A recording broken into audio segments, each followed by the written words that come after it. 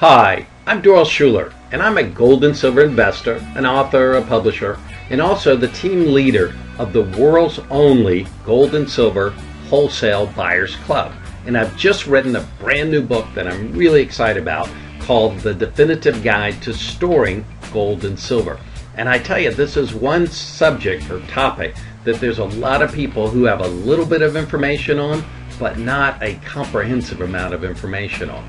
One of the things I talk about is why it's important to have your own personal private stash. And what I mean by that is have some physical gold and silver at hand that you can get to it. So let's say we wake up one morning and the world as we know it has turned upside down, and let's just say worst case scenario, the currency has crashed, the dollar's crashed, and everything is just crazy. And you have gold and silver, you want to be able to put your hands on it right away. You know, you want it somewhere in your home or office or yard or somewhere where you can get to it. It doesn't matter if you have hundreds of thousands of dollars of gold and silver. If it's in an off-site storage facility and it's hundreds or perhaps thousands of miles away, it's not going to do you any good in the short term. So having a personal stash is very, very important. So the next question becomes, well, okay, I think a personal stash is a good thing. What should I put in there? Because there's so many different options of gold and silver that we could put. So here's a couple things, and I'll walk you through it. So the easy answer is small stuff. So if we have, we wake up and things are bad and you need gold and silver to barter with because possibly the currency has crashed and you need to exchange for goods and services, you need something small. Items that are easily exchangeable and tradable. And some people are big on having the 90% U.S. silver coins. These are the coins, the dimes, the quarters, and the half dollars that were minted before 1964, and they are 90% silver. These bags of coins, they're also U.S. Legal tender, so they can be used just like money in the same denomination, even though their silver content, the value of those coins is much higher than just a regular let's say a quarter made after 1964, but you could exchange it as currency or money just the same. So you kind of have a double win there. They're easy to buy, they're relatively available, and they're great to barter with or to buy things with. However, do keep in mind, these come in these big old canvas bags. They're heavy, they're bulky, and they do take up quite a bit of space. So you need to be aware of that. I believe that the junk silver, they call it junk silver, by the way, the 90% silver. I believe the junk silver has a place in your investment portfolio. But my personal opinion, and that of a lot of other people, is that they should definitely not make up the majority of your holdings for the reasons that I've just described. Many people purchase these bags. It's kind of like a bag of insurance almost, for the little stuff to keep you going for a little while.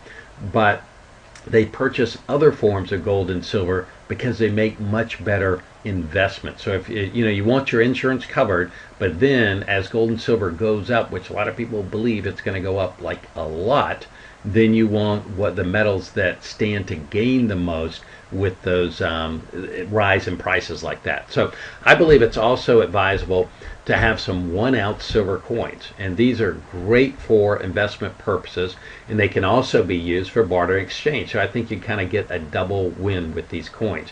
Keep in mind that during times of crisis, it's possible that the gold and silver prices could shoot through the roof, and who knows how much gold and silver could be worth at that time. And on this slide here is the United States Silver Eagle coin and the Canadian Maple Leaf silver. These are both 1 ounce coins minted by the respective governments. So we don't know how much gold and silver, how high the prices could go. So here's the idea.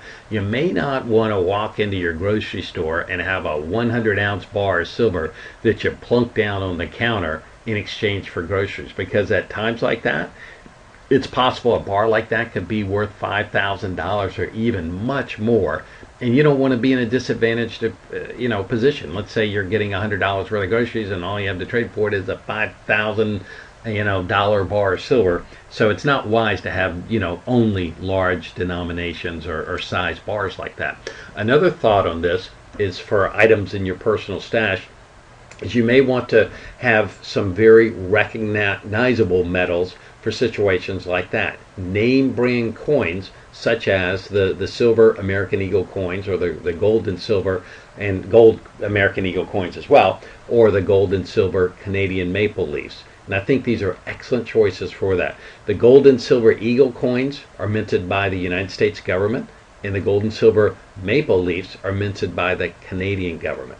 They're both legal tender in their respective countries for those governments, and they're recognized and accepted all over the planet. So there's lots and lots and lots of coins from all kinds of countries all over the world, and many of them are very good, but I'm just telling you that these two coins for the United States and Canada are excellent choices that are very respected and very accepted coins anywhere you could go, just about anywhere in the world.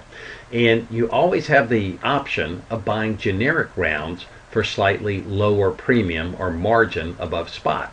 So if you have a generic silver gold round, and these coins are minted by private mints, and they're not backed by a government, and they're not legal tender, if you have those coins, it's possible. No one knows how things may develop and what the future holds for any of us. But it may find it more challenging to get people to recognize and accept these generic coins. In normal times, the generic rounds, they should be just fine. But in a worst case scenario, it may be best to stick to the name brand coins that are instantly recognizable and accepted. Because if you get a coin like this and you go in and you put it on somebody's counter, they look at it, they don't recognize it, they don't know, and when in doubt, the easiest answer is no. But if you put a silver American Eagle coin, everybody knows what that is, it's backed by the U.S. government. It just, to me, my personal opinion, it's worth the slightly higher margin to pay as kind of like an insurance premium. It's much more worth it to me to go with the name brand coins than the generic rounds. So, and you may also choose to have some silver and gold bars on hand as well. And if you do, I encourage you to stick to the lower weight bars, like 1 ounce, 5 ounce, 10 ounce, that kind of thing. You can get them in almost any size that you want to. And you can buy generic gold and silver bars, and you can buy the name brand ones that are recognized by producers like Engelhart, Johnson Matthey, and Credit Suisse are some of the most recognized name brand bars that you can get anywhere. And again, you can walk into anywhere and put them down, and just about anybody recognizes them the world around. So the name brand bars, they do cost a little bit more premium. Sometimes I tell people this is like getting maybe a polo shirt compared to a no-name shirt. You pay a little bit more for the name and the brand, but it also, many times in normal market conditions, you get that premium for the name back when you sell it. That margin stays with it, so you recoup it when you sell. And then in a worst case scenario, I think it's that little bit of insurance that it buys you is well worth the little bit of extra cost that goes with it. So depending on who you choose to sell your bars to, some of the buyers may require you to have your bars assayed. And what that means is some people, believe it or not, they drill them out and drill the silver or gold out of the middle, and they fill it up with inferior metals in the middle, and then they melt and seal it up with the real thing. So people, they don't know if it's solid or not. So they assayed, sometimes they will saw it in half in multiple different places and run various tests on it to determine if it's the real thing, and you would have to pay for that. And if somebody didn't want to mess with it, they might just say, no thanks. And again, normal times should be no problem. Crazy upside down times, I have no idea. So when in doubt, my opinion, stick with the name brand. So I hope you got something out of that. I hope that was helpful to you, to give you some kind of insight in the types of gold and silver that you should have in your personal stash. And in my book, The Definitive Guide, you will find lots of other ways to, all right, so you get your stash and you figure out, I need to have a stash. 2, I know what I want to put in my personal stash. And 3, what do you do with the stash? Where do you put the stash? What are the options? Where should I put it? What's safe? What's safe for me? What's safe for my metals? So you will find a ton of information in my new book. And it starts with the simple, easy, quick methods. That some of the methods are totally free, and for people who have only small quantities of gold and silver, and it ramps on up to storage options that go all the way up to people with substantial quantities of gold and silver, and gives insights and information on creating a global diversified storage plan, which is really cool. And I've created a website, buysilveratcost.com/videos. And on that site, I've taken some of the videos that I've created from some of the chapters in the book, and I've placed them on the site for your viewing totally free. Not all the chapters are on videos, but some of them are, and you could go there and watch some of them and learn some more information on storing gold and silver. Also, if you'd like to pick up a copy of my brand new book on Amazon, you can hop over there and pick it up. There's the link at the bottom will take you right there, or you can just go to Amazon and type in the name of the book and it'll come right up. Or below this video, there's a hyperlink to Amazon. You can click that and that will take you there as well. Let me give you one word of caution, okay? As I mentioned before, storing gold and silver is serious business. If you do it correctly, everything is good. Life is good, and you can sleep well knowing that you're safe and protected, and you've got your gold and silver, and you know where it is, and you know nobody's going to get it, and nobody's going to get you because you have it. On the other hand, if you just make one mistake with this, it can be devastating. I mean, it can be where you could lose everything you have overnight. In worst case, you know, you could lose your life. This is serious stuff. And some people, if you lost all of your metals, they wouldn't be able to recover from that.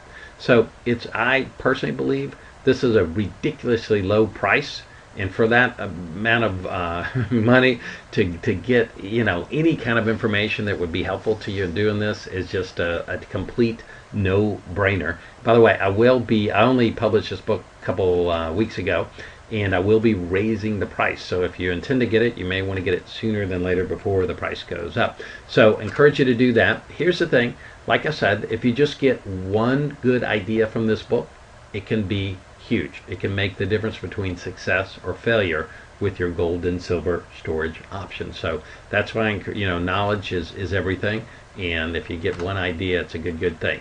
So what are some of the options to do next? Number one, you can, this right what you see here in the gray is similar, not totally exact, but similar to what you see down below the video.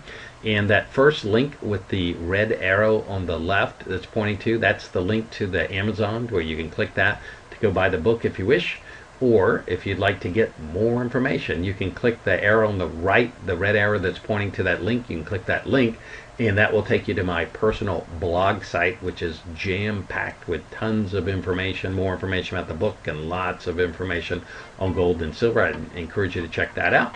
And the link at the bottom, or the website, buysilveratcost.com/videos, is where you can go to check out some of these other videos on the site. So I want to thank you so much for watching this video. I hope you found it helpful and informative. And I want to wish you great luck and success with your gold and silver investing. This is Doyle Schuler. Thank you so much. And I look forward to hopefully crossing paths with you sometime in the future. All the best.